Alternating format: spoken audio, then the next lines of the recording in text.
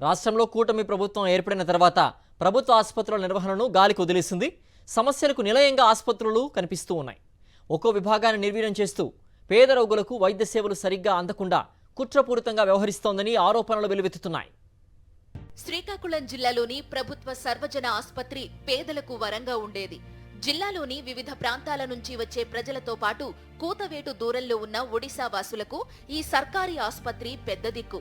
పేద రోగులు చికిత్స కోసం ఈ హాస్పిటల్ కి వస్తూ ఉంటారు. అయితే ఆసుపత్రిలో 900 పడకలు అందుబాటులో ఉండగా చికిత్స కోసం పేద రోగులు వస్తారు. అయితే కూటమి ప్రభుత్వం అధికారంలోకి వచ్చినప్పటి నుంచి రోగులకు వైద్య సేవలు అందని ద్రాక్షగా మారుతోంది. ఇటీవల పాతివాడ సన్యాసి నాయుడు అనే వ్యక్తికి రణస్థలం వద్ద ప్రమాదం జరగగా 2 కాళ్లు విరిగిపోయాయి. హుటాహుటిన ప్రభుత్వాసుపత్రికి బంధువులు తీసుకువచ్చారు. హాస్పిటల్ వద్దకు వచ్చి 2 గంటలకు పైగా ఎమర్జెన్సీ వార్డు వద్ద ఉన్నా ఎవరూ పట్టించుకోలేదని బంధువులు ఆవేదన వ్యక్తం చేశారు.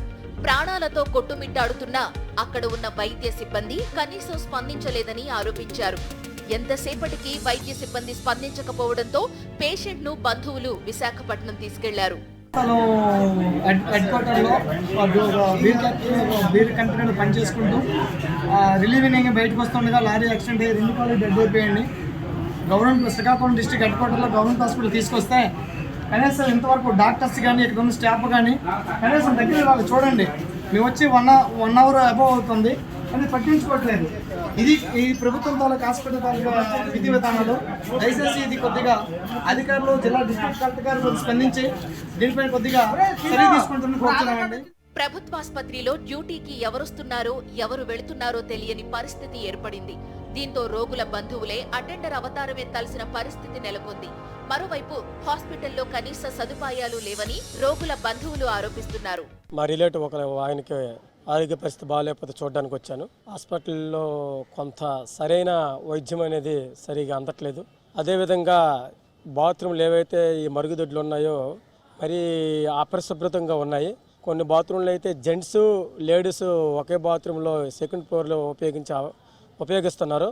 జిల్లాలోని ప్రభుత్వాసుపత్రిలో పనిచేసే కొందరు సిబ్బంది ప్రైవేట్ ఆసుపత్రులతో సన్నిహిత సంబంధాలు పెట్టుకుని కమిషన్లకు అలవాటు పడుతున్నారని చర్చ నడుస్తోంది. చిన్న సమస్యలను పెద్దవిగా చూపుతూ ప్రైవేట్ ఆసుపత్రులకు పంపుతున్నారనే వాదనలు వినిపిస్తున్నాయి.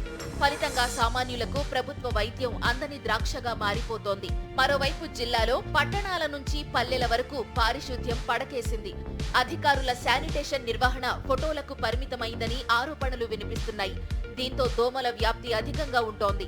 తద్వారా మలేరియా, డెంగ్యూ వంటి విష జ్వరాలు ప్రబలుతున్నాయని జిల్లా వాసులు ఆవేదన వ్యక్తం చేస్తున్నారు.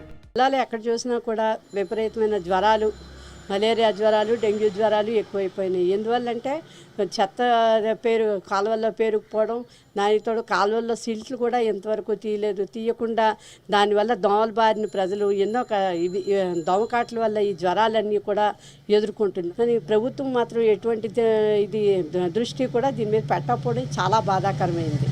చంద్రబాబు నాయుడు గారు ఎంతసేపు అమరావతి అమరావతి అమరావతి అని కూర్చున్నారు తప్పిస్తే ఈ జిల్లాల్లోని జరుగుతున్నటువంటి ప్రజల ఆరోగ్య వ్యవస్థను అసలు పట్టించుకోకుండా నిర్లక్ష్యంగా గాలికి వదిలేయడం అనేది చాలా బాధాకరమైంది. మొత్తానికి కూటమి ప్రభుత్వం అధికారంలోకి వచ్చి రాగానే ఉద్దేశపూర్వకంగా ప్రభుత్వాసుపత్రులను పతనావస్థకు తీసుకెళ్లేలా అడుగులు వేస్తోందని విమర్శలు వెల్లువెత్తుతున్నాయి.